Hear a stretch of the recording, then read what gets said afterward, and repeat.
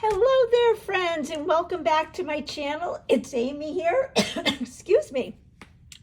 And today I am going to document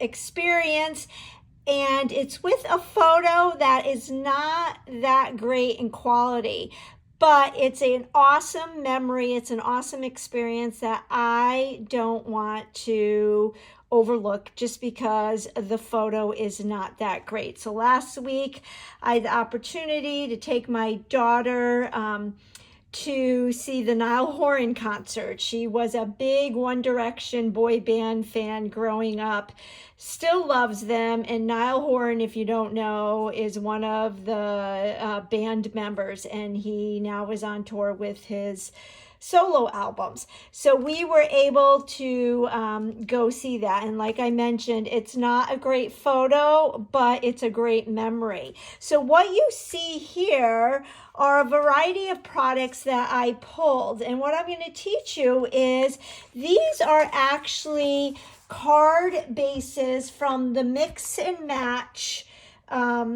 Start with Cards and Envelope collection in the current Stampin' Up! Idea book. So there are two different packages. You have the Sunny Springs and the Calming Creek. And you get the card bases and the envelopes in a pack for just $8, which I'm having a lot of fun with these, as well as the ephemera packs, which I have featured on previous YouTube videos. So what I do to extend the life of these card kits is I cut them in half because the pattern is on the front and the back. So I like to cut them in half and then mount these on white card bases, and then rather than have just one of each pattern card base, you now have two. So what I did off camera was I cut all of those, the other half of these card bases, into 1.5 by 1.5 squares, and then cut them in half into triangles, because I fell in love with this layout, which is one of the pieces of art that is promoting the brand new Mix-Ins collection, the Close to My Heart Mix-Ins collection that is available on my Stampin' Up! Website. It actually went live early this morning. Today is June 5th, and I love this layout, and I thought it was perfect because I don't have a lot of photos, and I don't have a lot of Stampin' Up! Paper yet. So I pulled these card bases, and I thought all of these different patterns went really well with the photo. And then I went ahead and printed this photo out from Instagram, close-up of Niall. Boy, has he grown up. And I thought I would put a little Amy spin to this layout. So what I'm going to do is clear my desk, and the first thing I'm going to do is teach you how to make your own wood grain paper with a piece of cardstock. So I have my scoreboard here, and I'm putting my 12 by 12 piece of basic white cardstock in it, and with my bone folder I am going to score a variety of different widths of lines. So I'm doing 1/2-inch lines, 1/4-inch lines, 1-inch lines, 1.5-inch lines. The key to this technique is to do random. You don't want any particular pattern because there's no set pattern with wood grain. And so you're just going to go across the entire width of your paper. No rhyme or reason. And then what you have, and hopefully the camera is I don't know if the camera's picking that up. If you flip it over, which is what we're going to do, I don't know if you can, well, there you go. So you can see there's all different widths there. So then the next thing we're going to do, I'm going to pull my all-purpose mat in. And what I did is I got my Mocha Ink Pad. First I tried Acorn. I think I want a darker wood grain, but you could do gray, you could do browns, you could do blacks.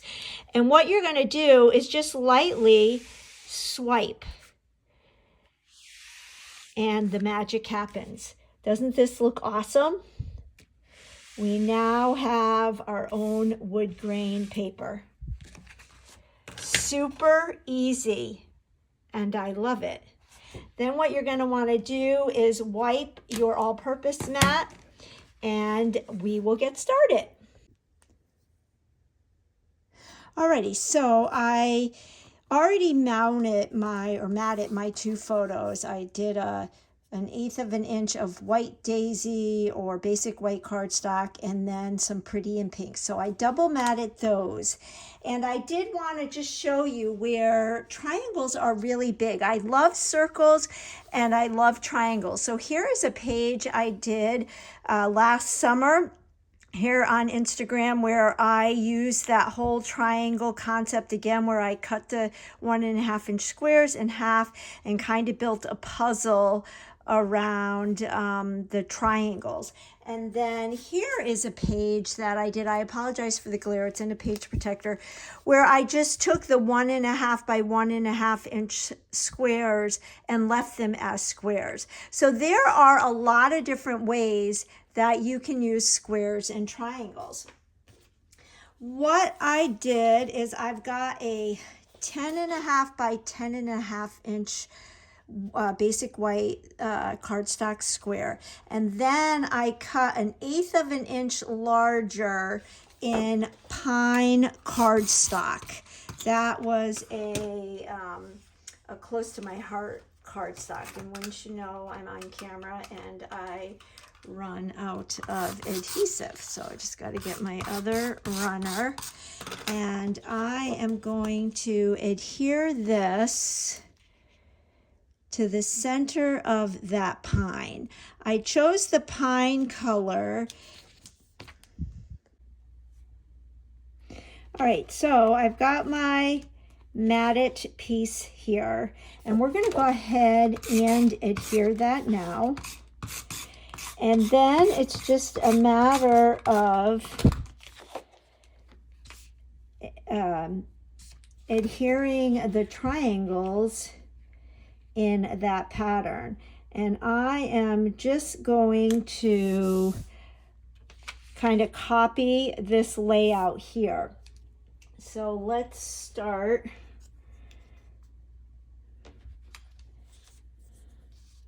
This is easy to start, so it's starting down in the corner. So I'll put one like this, and then one like this. And I'm just wanting to mix up the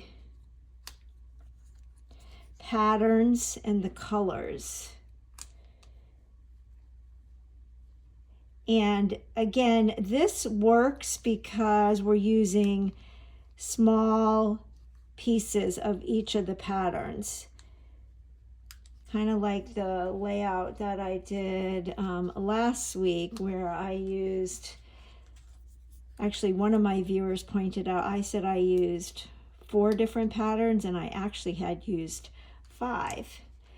So this is kind of like a herringbone or a rickrack, and I'm just having fun with the patterns. If you are a person who loves color and patterns like me, this is a great way to incorporate a bunch in one project. So I'm just laying these out. I will adhere these off camera. I'm not going to make you sit there and watch me do this, but this lines up perfectly. And so I will adhere all these and then start the next row and the next row. So I will be back once I get this done. All right, so I've got the first 2 rows down, and so then we will continue with the next row. And again, I am just taking my triangle pieces and laying them flush with each other. So I'll just lay these out so you can see that you get this rick-rack kind of pattern. And it's just really fun, like I mentioned, to mix and match patterns. And who would have ever thought that using card bases would be a fun alternative to using pattern paper? I knew I wanted to use Stampin' Up! Patterns, but I don't have a lot of the pattern paper. So never cease to check your stash and see what you do have. And this is working great. I do apologize that my camera keeps moving. I just noticed that my photo mount is broken, and that's why it's taking you on a ride. I'm going to see if I can tighten this and make this work so we can continue our video. All right, we got our rows all mapped out, and I like how this looks.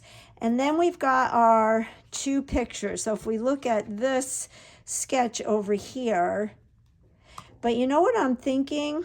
Originally I was thinking this photo would go at the top, but it's kind of clashing with that pattern. So I wonder if we went like this, but then if we went, I don't know, maybe I'm being too particular, but I think I like that. Like that. And then I pulled out my Woodgrain die cut alphabets. These are from Close to My Heart. And I was thinking of spelling Devoted Fan because she has been a fan since her middle school years.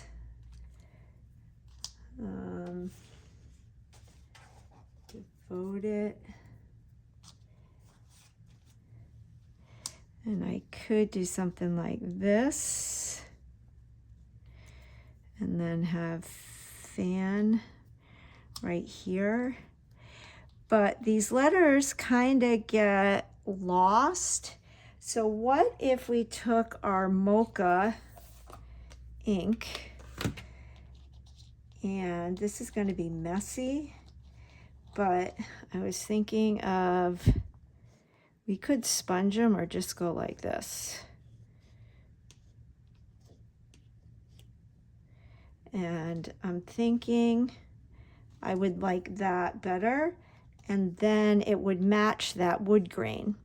So I think off camera I'll finish doing these letters just like you see me doing right now, and then I will wash my hands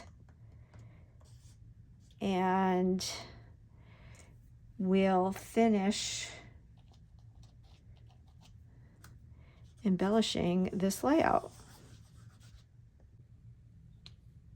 All right, I've got my title down. I ended up adding that arrow. That came from the Woodgrain arrow set, which was a Close to My Heart product. So I like how the arrow is going down to Molly.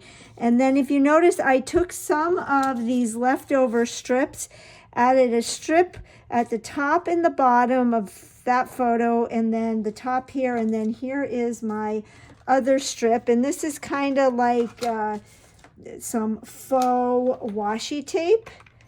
And then I think the only thing left to do is to add a little bit more embellishments. That looks good.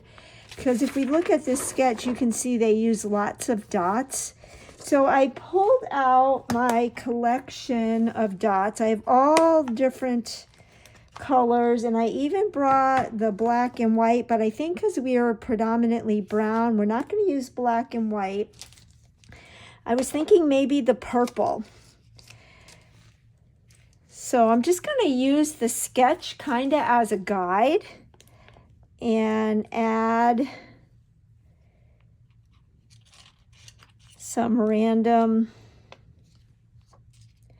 dots. And that's what's nice about these dots. And Stampin' Up! Has some great adhesive back dots too. So I'm just shopping my stash here, but you could check out what they have to offer, and you could find dots that even match these patterns. But what's nice about this is that we're using all different colors, so you can't really go wrong. And as I'm looking at the sketch, it looks like they've even, I don't know if they drew little dots or if they added like little bitty sparkles. Oops. I lost one. So maybe we'll put that there and do a medium one. Be right there.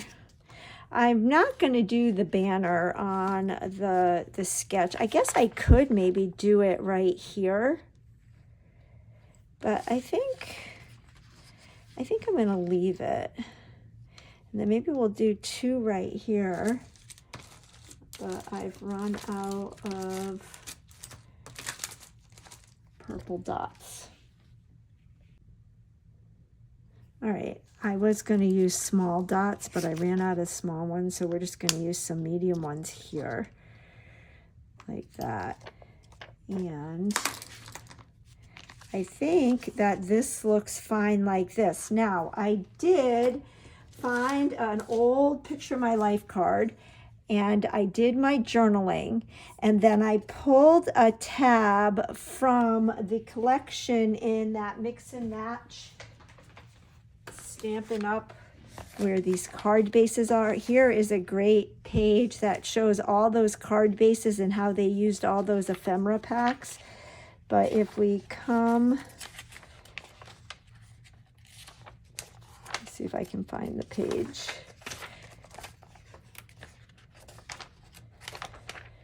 So the Labels and Layers pack had this cute little tab, and what I'm going to do is make a little interactive journaling spot. So we're going to add a little bit of adhesive and stick this right here like that.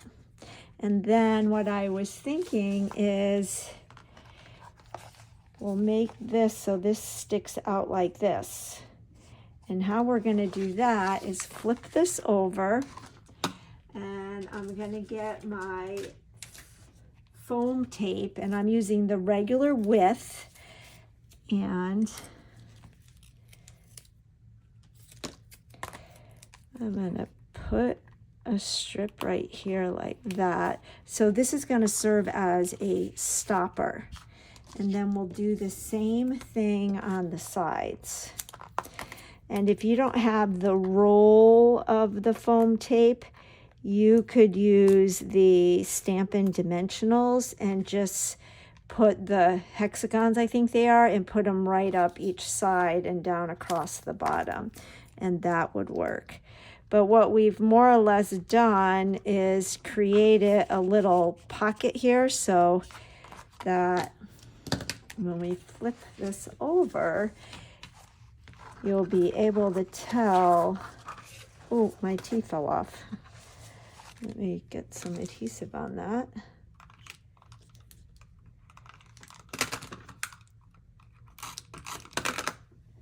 I must not have put adhesive on that when I laid it down. So then let me get a page protector and I'll show you how this will work.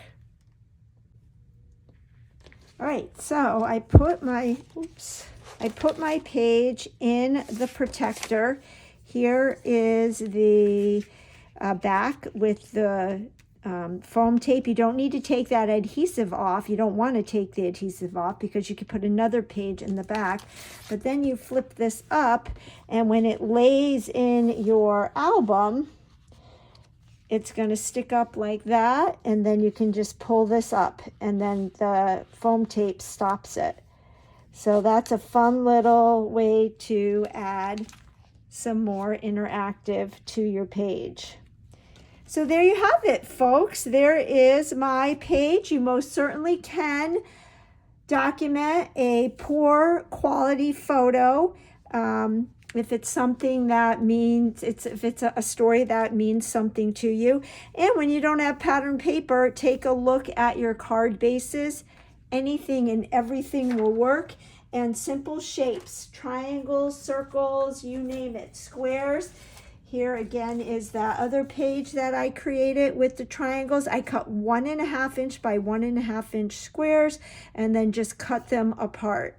So that's another way you can use your triangles. And then here is a way where you can just use your squares. So I will list in the description box everything I used for this page, and I'll put the links to the YouTube video where I did this page and this page. What's neat about this is an interactive page as well. So this comes out. I actually used a envelope flip flap for this. And that's another way that you can add some interactive journaling to your page. So thanks so much for joining me with this process video. If you don't already subscribe, go ahead and hit that subscribe button. Give me a thumbs up. Your support goes a long way in helping my little channel to grow. And we'll catch you on the next video. Bye-bye.